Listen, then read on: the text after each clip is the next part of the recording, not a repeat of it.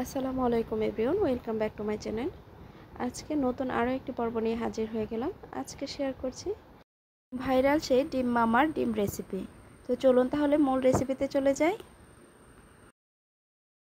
Viral ডিম recipe করার জন্য এখানে আমি ডিম সিদ্ধ বসিয়ে দিয়েছি।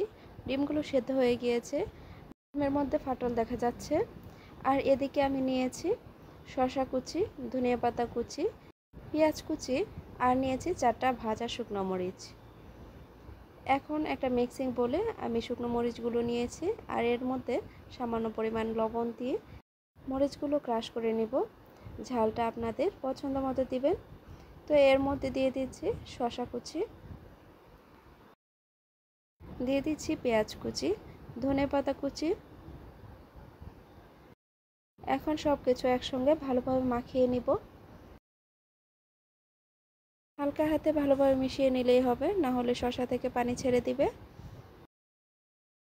শসাটা মেশানো হয়ে গেলে এর মধ্যে দিয়ে দিচ্ছি 2 টেবিল চামচ টমেটো সস। আপনারা চাইলে এখানে কাসুন্দিও ইউজ করতে পারবেন। কাসুন্দি দিলে এখানে 1 টেবিল চামচ কাসুন্দি দিয়ে দিবেন, কিন্তু আমি এখানে কাসুন্দি ইউজ করছি না। তো এ পর্যায়ে এখানে দিয়ে দিব সামান্য পরিমাণে বিট লবণ। লবণের পরিমাণটা একটু বুঝে দিবেন। এখন দিয়ে দিচ্ছি তেঁতুলের চাটনি। এখানে আমি রুচির যে তেঁতুলের চাটনিটা দোকানে কিনতে পাওয়া যায় সেই চাটনিটা এখানে ইউজ করছি। আপনারা চাইলে ঘরের তৈরি তেঁতুল চাটনি অথবা তেঁতুলের কাদ এখানে ইউজ করতে পারেন। এখন সব কিছু একসঙ্গে একটা চামচের সাহায্যে ভালোভাবে মিশিয়ে নিচ্ছি।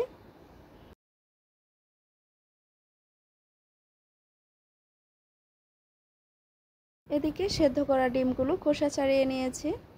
এবার সবগুলো ডিম ছুরির সাহায্যে মাঝ বরাবর কেটে নেব। খুব বেশি কাটা যাবে না, সামান্য পরিমাণে কেটে নিতে হবে। আপনারা দেখে নিশ্চয়ই বুঝতে পারছেন আমি কিভাবে কেটে নিচ্ছি। এই কাজটা একটু সাবধানে করতে হবে।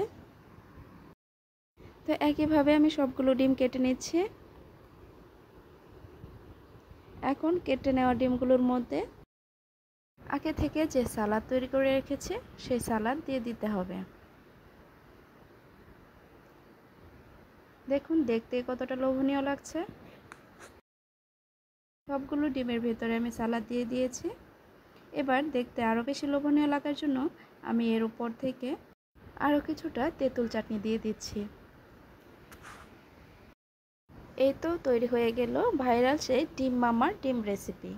দেখতে যতটা সুন্দর, খেতে তার থেকেও বেশি মজাদার। অসম্ভব মজার এই রেসিপিটি আশা করি সবাই একবার হলো ট্রাই করে দেখবেন।